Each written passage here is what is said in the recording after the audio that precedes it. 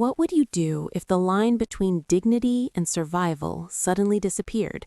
If one unexpected offer could solve your financial problems, but quietly change the course of your life forever? Stay with me until the end, because this story took a turn I never saw coming. And before we begin, subscribe to the channel and tell me in the comments what your profession is, and whether you've ever experienced something strange or unexpected at work. I never imagined I would consider something like this. At 42, I believed I had already faced the hardest parts of life: divorce, late-night anxiety about bills, the heavy silence of a house that once felt full. My son, Daniel, had just started his second year of college. He was the first in our family to go that far. I was proud of him in a way that made my chest ache. But pride doesn't pay tuition. Between his education expenses, lingering medical bills from my mother's illness, and utility debts that kept stacking up like unopened letters on the kitchen counter, I felt like I was drowning, slowly, quietly, without anyone noticing. I worked full-time as an office administrator. I was responsible, organized, dependable. But dependable doesn't mean well-paid. Every month was a balancing act. Which bill could wait? Which late fee was survivable? I stopped answering unknown phone numbers because they were almost always reminders that I owed someone something. One evening, after I had finished calculating how many hours of overtime I would need just to keep the lights on, my friend Marissa called. Marissa and I had known each other since high school. She was always bold, always a little ahead of everyone else. Divorced twice, no children, sharp as a tack. She could walk into a room and command attention without raising her voice. "You sound tired," she said after listening to me vent for 10 minutes. "I am tired. I don't know how much longer I can keep this up." There was a pause, not uncomfortable, just measured. "What if I told you there's a way to earn real money," she said carefully, "without doing anything you'd regret?" That got my attention. She explained it slowly, as if easing me into cold water. There were men, mostly in their 60s and 70s, widowed, divorced, successful in their careers but lonely in their retirement. They didn't want anything inappropriate. They wanted company, conversation, someone to sit across from them at dinner, someone to listen. "They pay for the dinner," she said, "and they pay you for your time, generously." I remember laughing nervously. "You mean like escorting?" "No," she interrupted firmly. "No funny business, no obligations beyond dinner and conversation. It's companionship, that's it."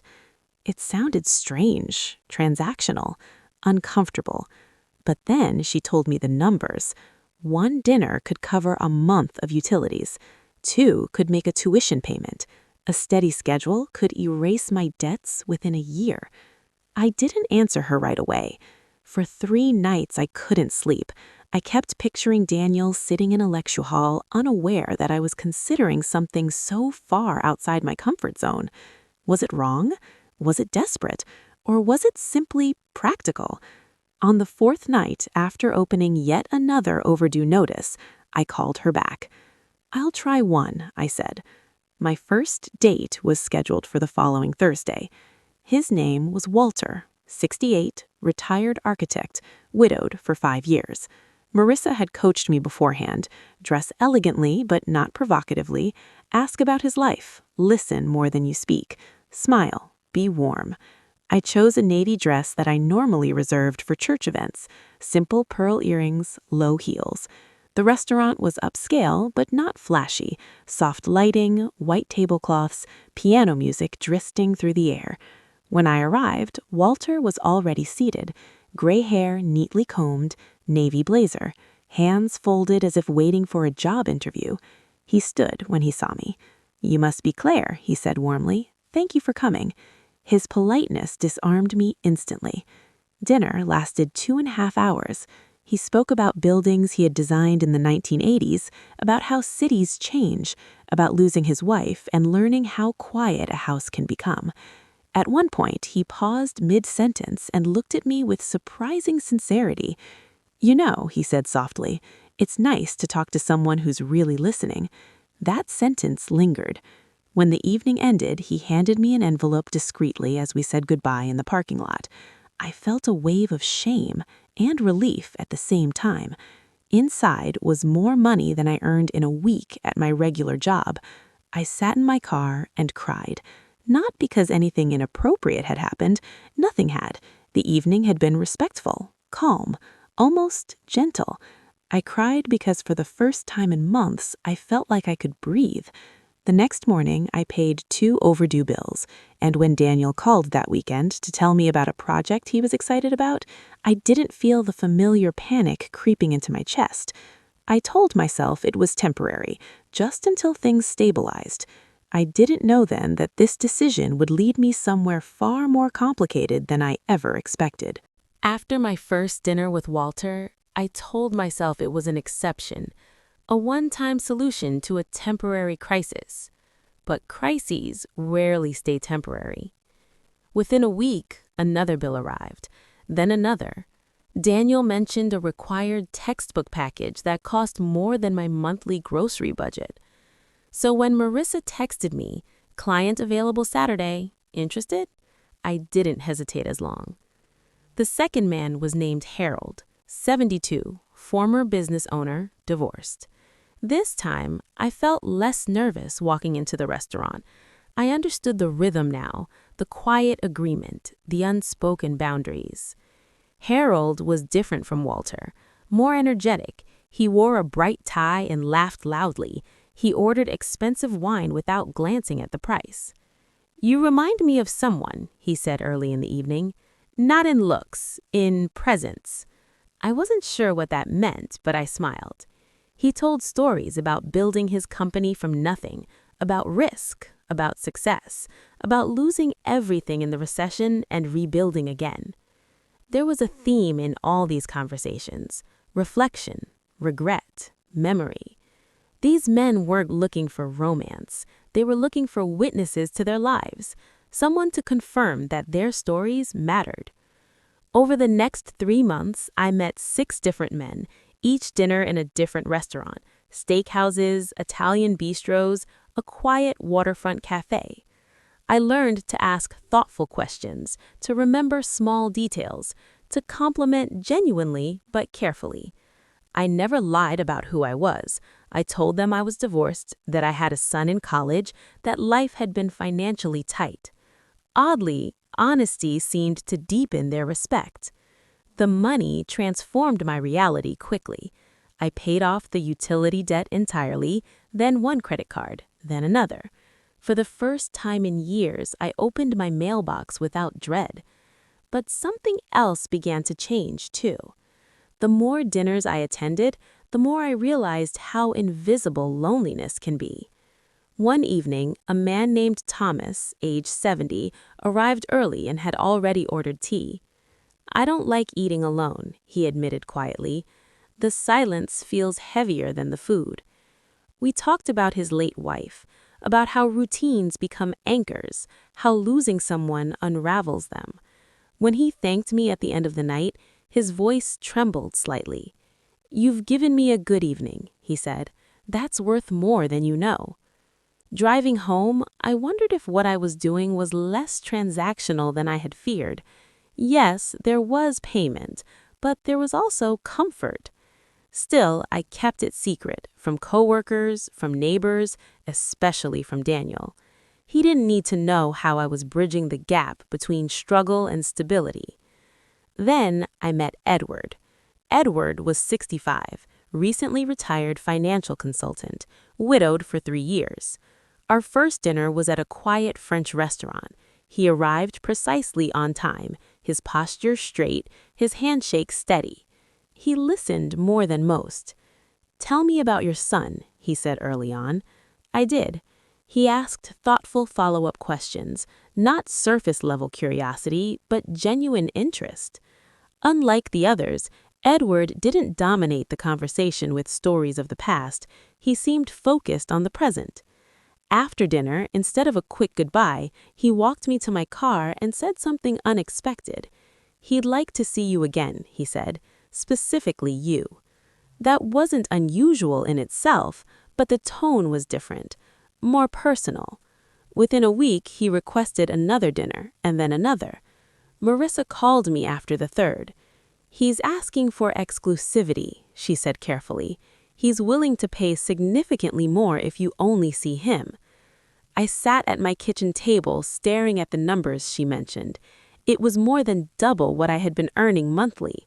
With that kind of money, Daniel's remaining tuition would be secured. I could start saving, maybe even breathe long term. But exclusivity meant something else. Attachment. Edward wasn't just lonely. He was choosing me. When I met him again, he didn't waste time. "I don't enjoy sharing your attention," he admitted calmly. "I'd prefer it if our dinners were ours." I should have felt flattered. Instead, I felt a flicker of warning, because dinners were one thing, dependence was another. Still, when I thought about the relief of financial stability, the weight lifting from my shoulders, I found myself agreeing. I told myself it was still simple, just dinner, just conversation, just time. I didn't realize that Edward was beginning to see it as something entirely different. Once I agreed to see only Edward, the dynamic shifted. Our dinners became weekly, sometimes twice a week.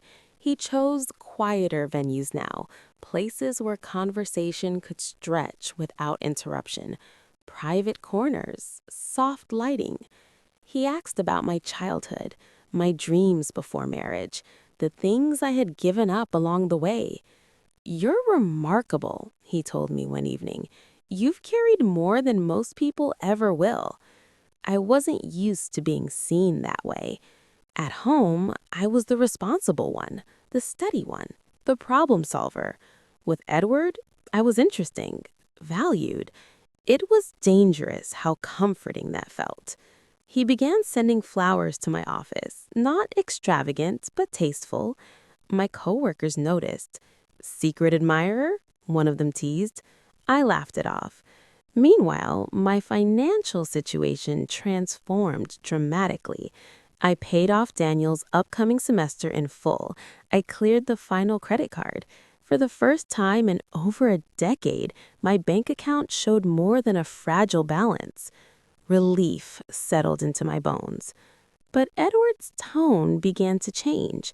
"You don't need that office job," he said casually one evening over dessert. "It exhausts you." "I've had it for 15 years, I replied.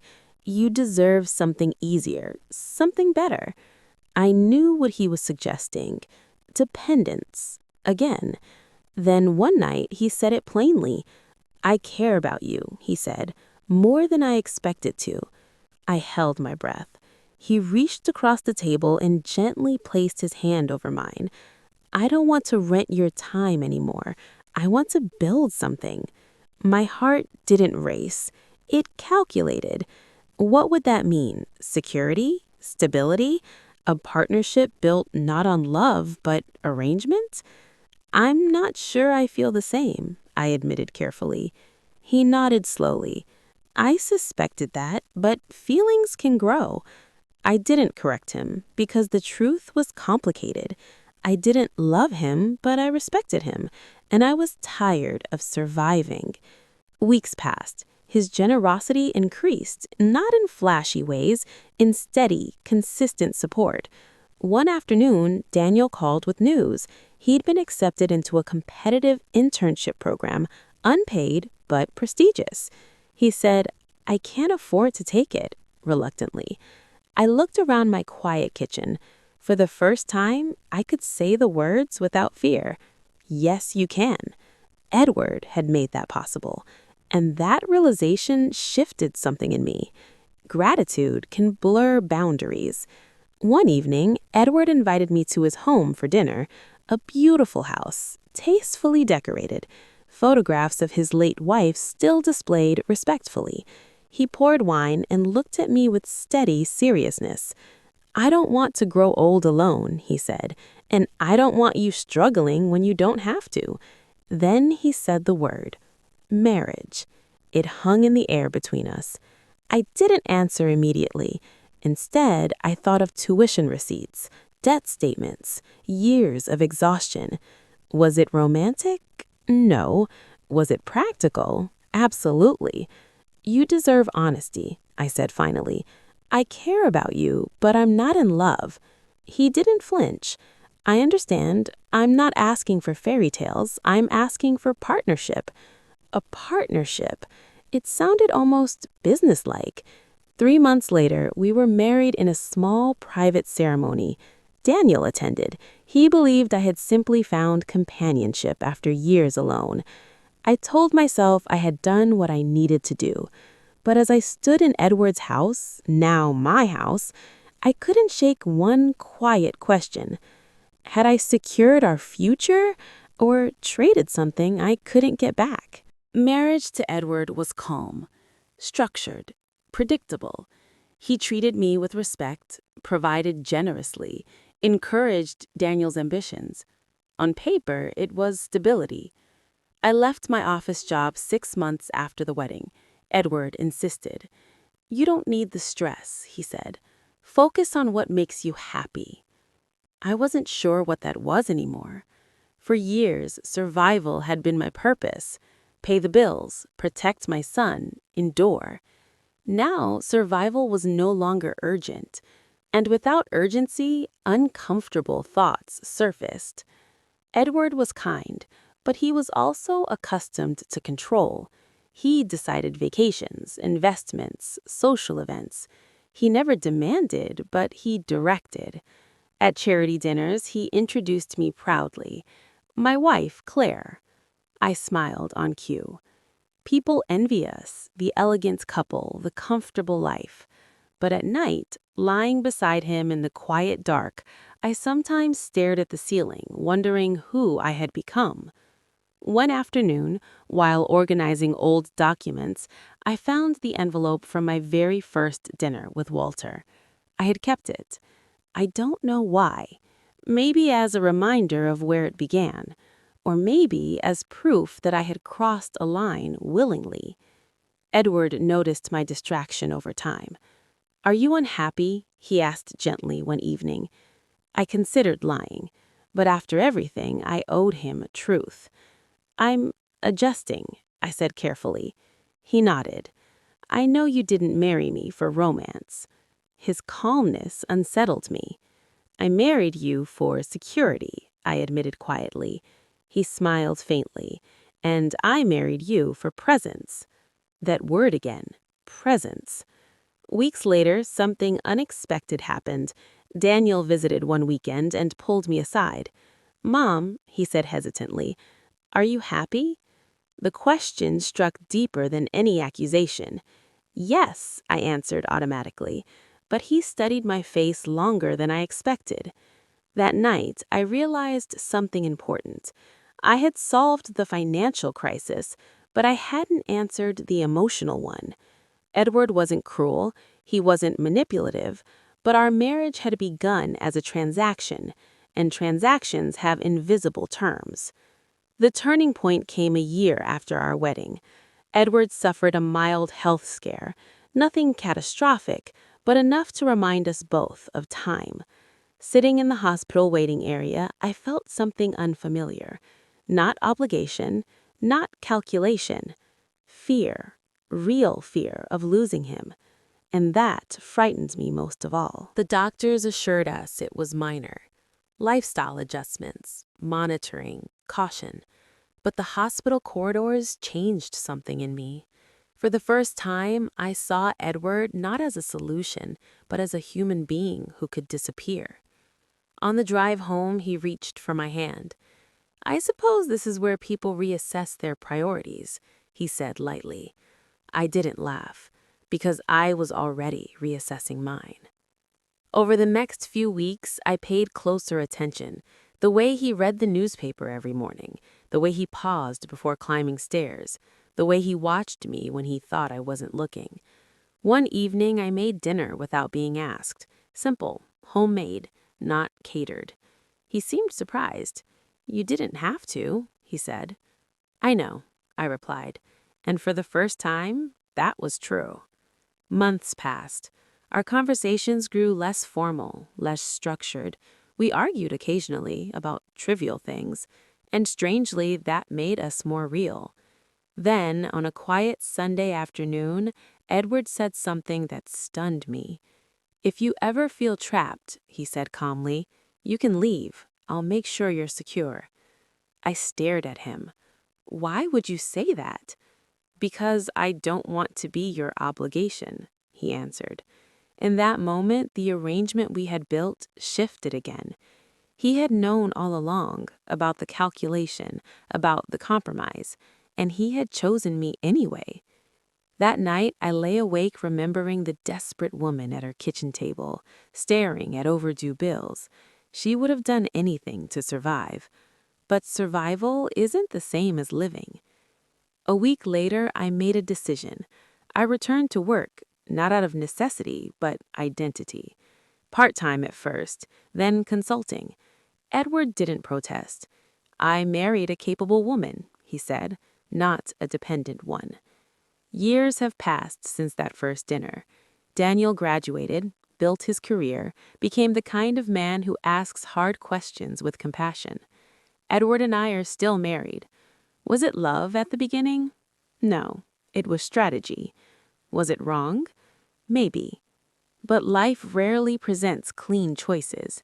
Sometimes we step into situations for one reason and stay for another.